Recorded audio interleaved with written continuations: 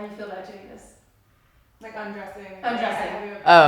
I undress a lot. I've been undressing since day one. I've had a really interesting dialogue with myself since I can remember being able to have it, which is way back when, like looking in mirrors as a child and just going like, what's me? What's real? And then getting into my teens and really like struggling so much with self-consciousness. Am I worried about my hair? Am I worried about my face? Why am I doing this? Am I doing this to make other people happy? Am I doing this because it's really authentic? Am I doing this? Am I performing my whole fucking life? Is this whole thing just not real? Is life just a performance that I'm doing to make other people happy? And forced myself, reached for myself to get myself into comfortable land, because as far as I'm concerned, if you're not comfortable nude, you're not comfortable. And I mean, right now, literally right now, my body is heavy. It just had a child. My tits are bigger. My stomach is, still soft and giant. And there's this part of me that's going like, you're gonna look kind of ugly. And then there's that wiser voice that goes like, no, you're not. You just had a child. You're gonna look real. You're gonna look like the thing that you are. Can you take off your scarf? Well, yes, I can. And this is a big, grappling paradox of feminism too, is so much of it is just about being honest, not about being perfect, and not about breaking through and getting to the other side and being like, I beat the thing, I no longer feel X.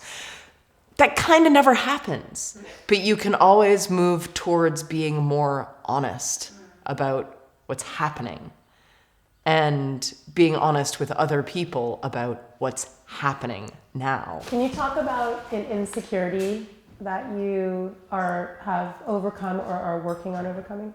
I think I'm insecure about productivity. I think that has to do with the child, because as a woman who has always been working, touring, working, outputting, and I have to have something to say and something to contribute all the time. It is hard having a child and just stopping, even though a lot of my instinct is to slow down and take care of him and feed him and just play with him in the grass.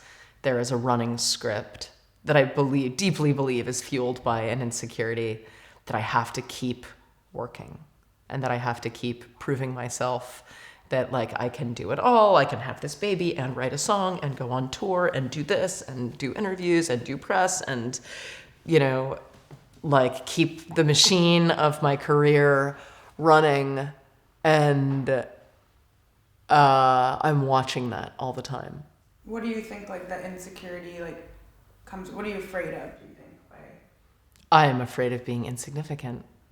I think having a baby has mellowed me out a little bit. I just have to be okay with everything. And I think part of it is I'm so conscious of my influence on him. Being 39 and deciding to finally have a kid, I was like, how many more nights out do I need? How many more drugs can you do? How much more sex can you have? You had a lot of it. Now do this. And not be sidelong glancing at my past going when I was young, I was free. I just don't, that's not allowed. I have had several abortions in my life, starting when I was 17. Every time you go through, and I have so many friends who have been through so many varieties of abortions and miscarriages, and it is, it is a taboo, unspoken, hidden kind of pain. Leading up to when I got pregnant with Ash, I was pretty tormented, and it wasn't a joyous decision. I was waking up in the morning going should I have a child? Why isn't there an easy answer? I really don't know. I don't feel really truly called to do this, but I feel like I should, but I kind of don't want to. I was constantly telling myself that I still believe, and I would still tell any woman who came to me, especially because I have a lot of musician and artist friends who are like, should I have kids now? And I'm like, you have to be totally ready to be fine either way. And as long as you know that you will be fine either way, you will be fine if you have an abortion, you'll be happy.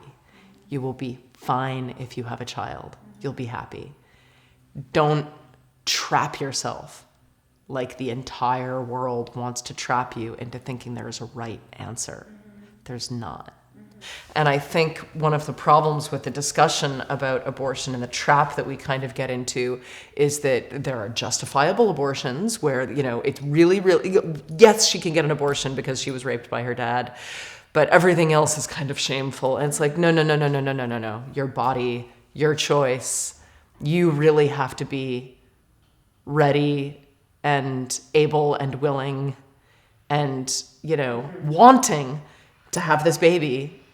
And if you're not, for whatever variety of reasons, it really has to be your choice and your dominion over your own body to decide whether or not you want to go forward with a pregnancy. Was there any ever time in your early career where you were like being pushed to be anything, like look-wise, aesthetic-wise, style-wise, to be something that you were not? Well, and the Dresden Dolls signed to a major label in 2004. And I mean, they were a metal label. So they were used to, you know, an all-male roster. And I think they just did not know what to make of me. So no, and I'm, you know, and the Dresden Dolls were such a force at the time, and I was such a clearly, like, powerful, fucking unshaven feminist weirdo that there was no way that some guy at the Roadrunner office was going to call and be like, Amanda, we have some ideas for outfits for you. Like, they just knew that I would laugh at them. And I mean, the only tangle we got into was I made a video for the song Leeds United, and they wanted to cut out some shots of my midriff because they thought I looked too chubby. And I just, like, I took that to the bank. I was like, really? And I was like, fuck that. I look really hot. I look, you know, I'm not, like, skinny, but I look really fit. And we just did not see eye to eye on that. And so, you know, that was one of the last nails in the coffin of my relationship with my record label. It's as if they thought that I had a mainstream audience and was trying to aim at a mainstream audience. But I was like, you guys, have you been listening to my music? My fans did, you know, they did a great stunt without me even asking. They all started taking photographs of their bellies with, like, things scrawled on them, like huge beer guts and dudes with giant hairy bellies and women with cesarean scars and women who had just had children. Like, just like all these fantastic photos got put into an internet moment. You know, and I was like, this is just great. This is one of those things that before Twitter and before the internet, this never could have happened. And now there's kind of this hilarious movement of people showing their very real, you know, bellies. And most women do not have flat washboard abs. When do you feel the most beautiful? I feel gorgeous when I'm breastfeeding. Because I just feel like a painting. When you are holding an infant to your breast and you're like, you have your arms and this child in your breast, and it's just like, it just feels lovely. And I mean, he looks beautiful too. He's just got like this perfect little face and his mouth on my nipple, and I'm just like, you're gorgeous. This is awesome. They don't tell you that. They don't tell you how hot breastfeeding is, but it's pretty hot. Just like, no. What's your vision of your most limitless self? Having just gone through, I have to say, having just gone through this summer season, a death and a birth, you know, my best friend, and then 2 months later, the birth of my son, I definitely felt like I took a step in whatever that direction is, because the things that concern you that are smaller just kind of fall away and don't bug you as much. As my friends have been dying, because I've had all these people fucking die in my life. Every time someone dies, one of the things that happens is I look at my body, especially my hands, because they're always right there for quick reference. And I'm like, oh my God, I can't believe I still have hands. And they're like, and I can move them. And Becca doesn't, like, she doesn't have any hands anymore. She's like a corpse in the ground. And Anthony, like, no longer has a stomach and a head. And it sounds a little insane, but it is this incredibly grounding force that reminds me that this is not something I should take for granted. Like, it's been a good journey because it couldn't have been any other journey, and I'm in it, and I know it's going to end, and I'm going to try and enjoy it from now until the point when it ends, whether that's tomorrow or when I'm 60 or when I'm 80. And, you know, I don't want to have any other approach at the moment. That's the only approach that I've found that works and doesn't send me spinning down a black well of unhappiness. Right. Good answer. Perfect. Okay, so here's the tea.